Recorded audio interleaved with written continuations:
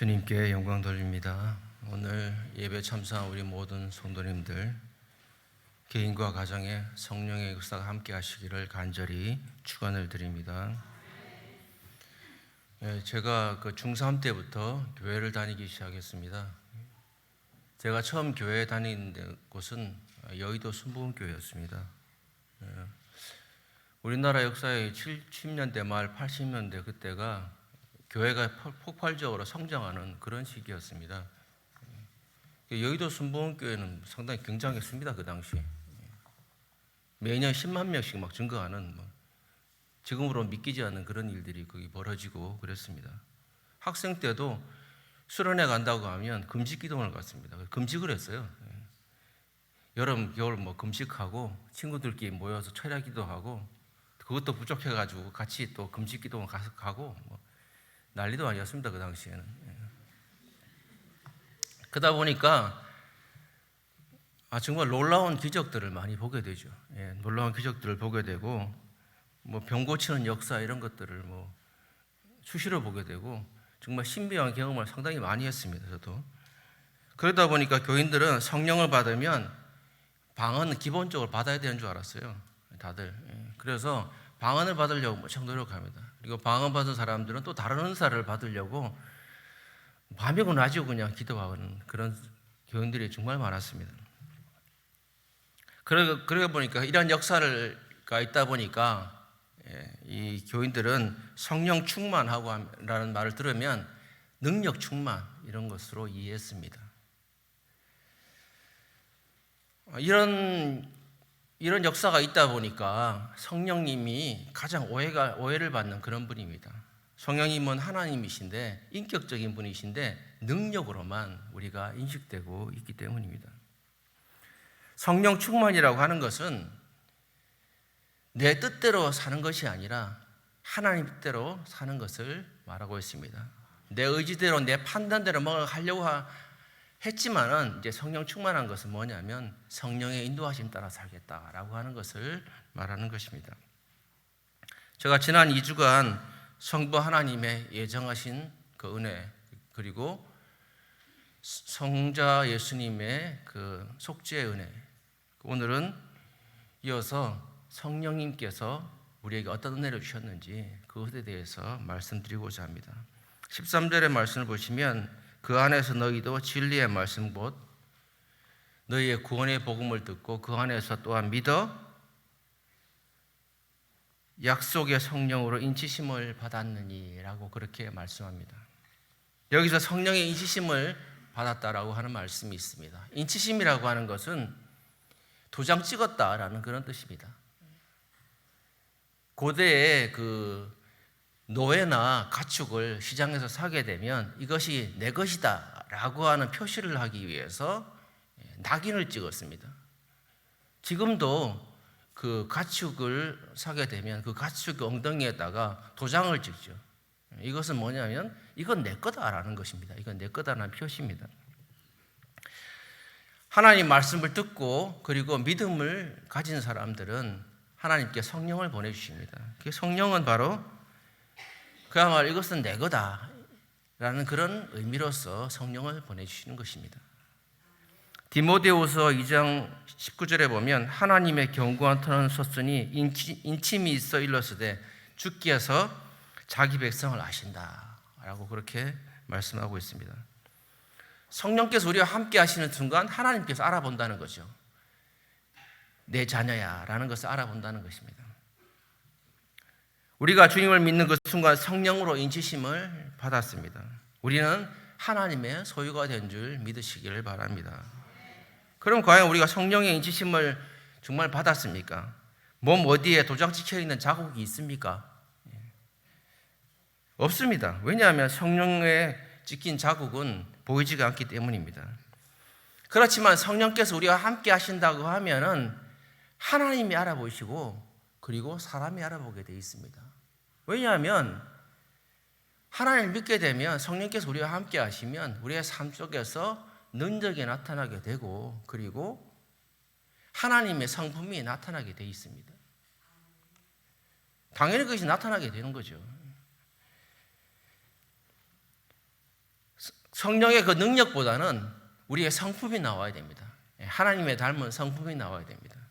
이 하나님의 성품에 대해서는 갈라디아서 5장 22절 23절에 보면 성령의 9가지 열매에 대해서 말씀해 주고 있습니다. 사랑과 희락과 화평과 오래 참음과 그리고 자비와 양성과 충성과 온유와 절제니, 이 9가지 열매, 이것이 우리의 삶 속에 나타나야 된다라고 그렇게 말씀하고 있습니다. 이 한 가지만 나타나야 되는 것이 아니라 이 모든 성품이 골고루 나타나야 됩니다. 그래서 믿지 않은 사람이 볼 때, 아, 저 사람은 교회 다니는 사람이야, 그리스도인이야 라고 이렇게 느껴져야 돼요. 10년이 지나고 20년이 지나고 같이 지냈는데, 아, 그 사람 교회 다니는 사람이었어? 이렇게 되면 곤란하잖아요. 뭔가 좀 달라져야 되죠. 그게 바로 성품입니다. 여러분 모두에게 성령의 능력과 성품이 함께 나타나시기를 주님의 이름으로 간절히 기원을 드립니다. 그러면 어떻게 인치심을 받을 수 있을까요?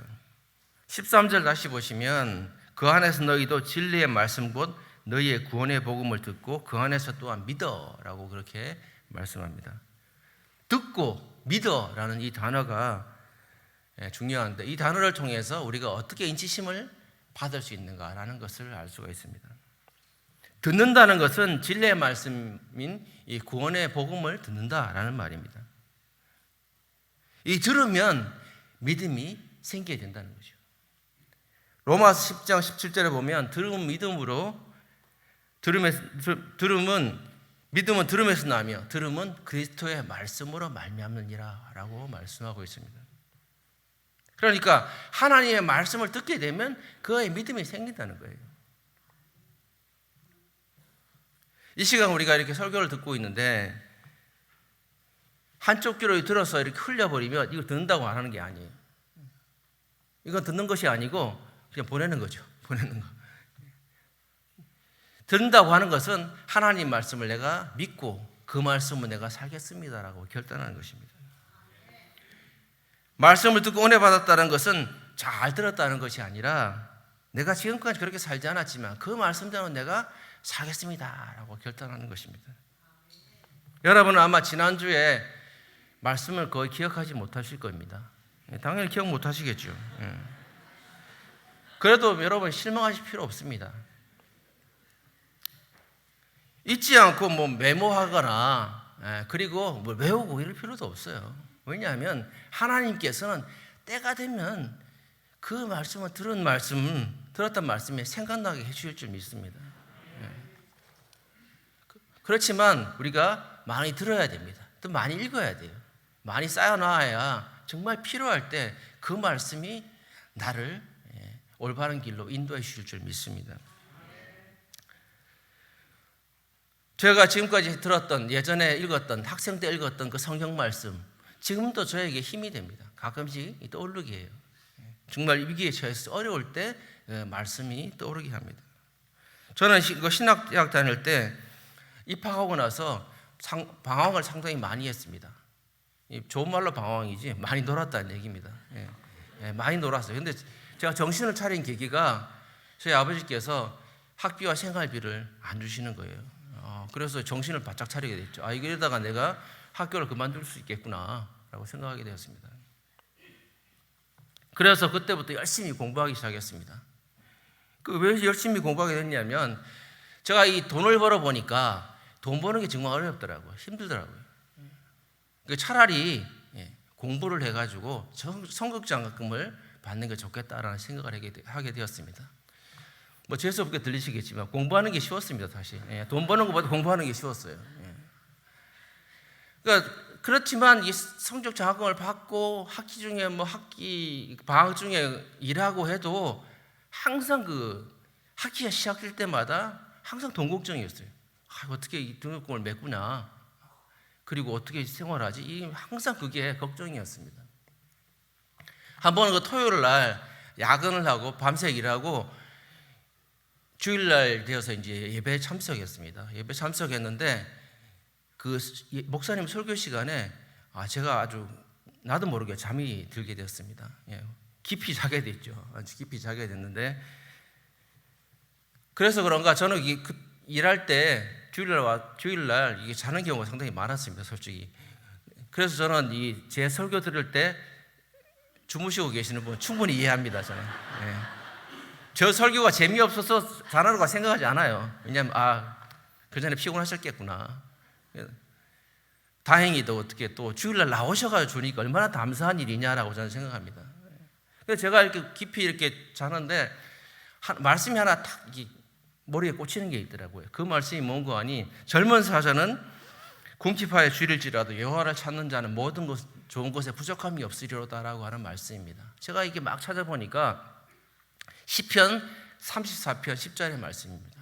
그 말씀을 딱 듣고 그래, 내가 너무 많은 걱정을 하고 있구나. 하나님께서 모든 것을 채워주시겠다라고 말씀하셨는데 내가 믿음이 없구나라고 해결하게 되었습니다. 그 후에 정말 하나님께서 채워주실 줄 믿고 걱정 없이 살았습니다. 말씀대로 지금까지 주님께서는 저의 모든 필요를 부족함 없이 채워준 줄 믿습니다. 하나님의 말씀 마치 씨앗과도 같습니다. 말씀을 들으면 그 말씀은 마치 씨앗처럼 우리의 마음밭에 심겨지게 되어 있습니다. 그 씨앗이 언제 발하느냐? 내가 이 말씀대로 살겠습니다. 내가 말씀대로 살려고 노력하겠습니다라고 하게 되면 그 말씀이 자라게 돼서 우리 한 사람 한 사람을 통해 능력이 나타나게 되는 것입니다.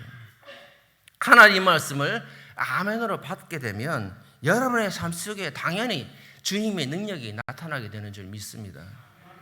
그러면 성령께서는 어떤 일을 우리에게 하십니까? 14절의 말씀 보면 이는 우리의 기업이 보증이 되사 그 얻으신 것을 구속하시고 그의 영광을 찬미하게 하려 하심이라 라고 말씀합니다. 첫째, 성령께서 하시는 일을 우리를 보호하시는 일을 하십니다. 14절에 보면 기업과 보증이라는 단어가 있습니다. 기업이라고 하면은 상속받을 수 있는 동산이나 부동산 이런 것을 생각할 수 있습니다. 그러나 여기는 그런 말씀이 아닙니다. 하나님께서는 천지 만물의 주인 되시기 때문에 그런 것이 있을 필요가 없죠. 여기서 기업이라고 하는 말은 다른 의미로 구약에서는 분깃이라고 그렇게 말합니다. 신명기 32장 9절부터 10절의 말씀 보면 여호와의 분깃은 자기 백성이라 야곱은 그 택하신 기업이로다. 여호와께서 그를 황무지에서 짐승에 부러지는 광야에서 만나시고 호위하시며 보호하시며 자기 눈동자같이 지키셨도다 라고 말씀하고 있습니다. 분깃이라고 하는 말은 할당, 몫이라는 그런 말입니다.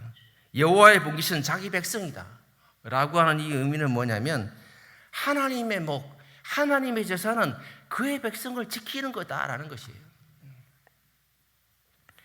하나님께서 우리를 보호하시되 어떻게 보호하시느냐? 눈동자처럼, 자신의 눈동자처럼 보호하시겠다고 분명히 말씀하고 있습니다. 사랑하는 성도 여러분, 지금도 성령께서 우리를 끝까지 지키시고 보호하시는 것을 믿으시기를 바랍니다. 이 보증이라는 단어는 뭐냐면 우리식으로 말하자면 계약금이라는 말입니다. 계약금. 만약 여러분이 자동차나 집을 살 때 그것을 꼭 사겠다라는 의미로다가 계약금을 걸죠. 한 10% 건다고 하면은 100만 원에 한 10만 원 되고 되겠죠. 그 정도 그러면은 집에 돌아와서 내가 괜히 계약했네. 그러면 내가 저거를 사지 말아야지. 이렇게 생각해서 그거를 포기할 수 있습니다. 물건 사는 걸 포기할 수 있어요. 근데 한 20억짜리인데 10%에 대한 계약금을 2억을 걸어놨습니다. 그러면 마음이 바뀌어도 아까워서라도 그걸 사게 돼 있어요. 마찬가지로 성령께서 우리의 보증이 되셨다고 하는 것은 뭐냐면 이것은 내 백성이고 내 자녀고 내가 책임지겠다. 이것은 내 것이다라고 하는 그런 의미입니다. 하나님께서는 우리 한 사람 한 사람은 하나님의 것이다라고 말씀해 주고 있습니다. 하나님은 이렇게 성도 간의 관계를 확실하게 하기 위해서 우리에게 성령을 보내주셨습니다. 성령께서는 언제나 우리와 함께 하신 것을 믿으시길 바랍니다. 그렇기 때문에 우리는 주님을 믿고 담대하게 매일매일 살아가는 성도들이 되시기를 주님의 이름으로 간절히 축원을 드립니다.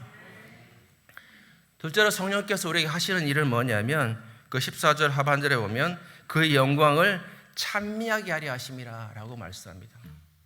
하나님께서 우리를 자기의 백성으로 삼으신 목적은 그의 영광을 찬미하게 하기 위해서, 하나님을 찬양하기 위해서 우리를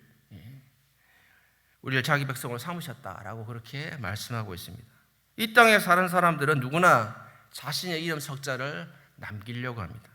그래서 이 세상 사람들이 자기의 이름을 칭송하기를 원합니다.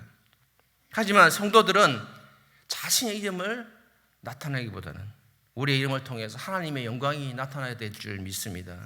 그것을 우리의 인생의 목적으로 삼아야 됩니다. 왜냐하면 하나님께서는 우리의 모든 것을 선물로, 은혜로 주셨기 때문입니다. 우리가 가지고 있는 것은 내 것이 아닙니다. 내가 누구한테 받은 것처럼 보이지만 이건 내 것이 아니에요. 다 하나님께서 주신 것입니다. 그렇기 때문에 우리의 인생의 목적은 모든 것을 바쳐서 하나님께 영광 돌리는 것입니다. 그래서 우리가 세례 대상자들의 교육받는 신앙 요리문답에 보면 첫 번째 질문이 뭐냐면 인간의 제일되는 목적이 무엇입니까? 라는 것입니다. 인간의 제일 목적이 무엇일까요? 답이 이렇게 되어 있습니다. 하나님을 바로 알고 삶 전체를 바쳐 그를 영화롭게 하는 것입니다 라고 되어 있습니다. 그러면 어떻게 하면 사람이 하나님을 바로 알고 그를 영화롭게 할 수 있을까요? 이 물음은 신앙요리문답 두 번째 문제입니다. 예수님을 믿고 그의 복음 안에서 사는 것입니다 라고 그렇게 기록되어 있습니다. 하나님은 저 여러분에게 아무것도 요구하지 않으십니다. 우리가 하나님을 믿는다고 뭔가 할 필요가 없어요. 하나님은 아무것도 요구하지 않으십니다. 하나님은 천지만물의 주인 되시잖아요. 우리가 뭔가를 주려면 주지 뭔가 받으려고 하지 않는 분이십니다. 다만 우리에게 요구하는 게 뭡니까? 이 땅에 살아가는 동안 예수 믿고 살아가는 것입니다. 그것을 요구하는 것입니다. 하나님께서는 우리에게 억지로 강제로 우리를 찬양하도록 하지 않으십니다. 찬양할 수 있는 것들을 우리에게 이미 많이 주셨습니다.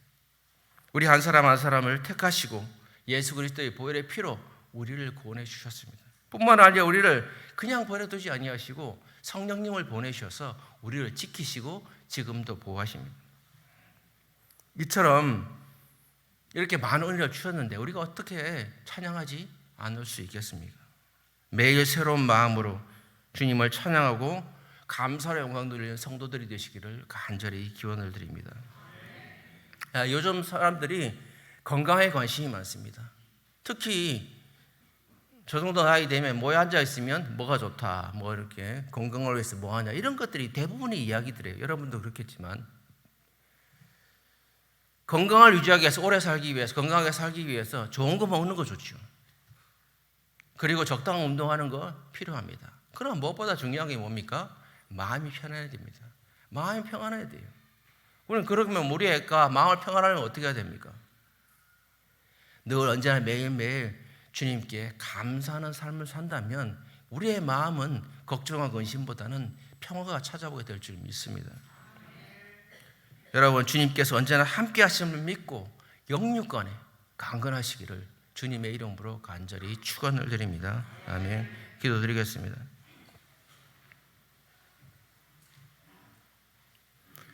우리 한 사람 한 사람을 창세전부터 택하여 주셔서 하나님 자녀 삼으시고 믿음 안에 살아갈 수 있도록 우리를 인도하여 주시니 감사를 드립니다. 우리 세상에 그저 버려두지 아니하시고 성령님을 보내주셔서 늘 우리를 지켜주시고 보호해 주시니 참으로 감사를 드립니다. 주님, 나약해 하지 않도록 우리를 붙잡아 주시옵소서. 흔들리지 않도록 붙잡아 주시옵소서. 하나님의 말씀을 읽고 담대하게 살아갈 수 있도록 우리를 인도하여 주시옵소서. 늘 새로운 마음으로 주님 앞에 받은 은혜를 기억하며 감사함으로 영광 돌릴 수 있도록 성령이 우리를 인도하여 주시옵소서. 지금은 주 예수 그리스도의 은혜와 하나님 아버지의 크신 사랑하심과 성령 하나님의 도우심과 인도하심이 성령의 보호하심 따라 늘 찬양하며 살기로 결단하는 우리 성도들 머리 위 지금부터 영원까지 함께 하시기를 간절히 축원하옵나이다. 아멘.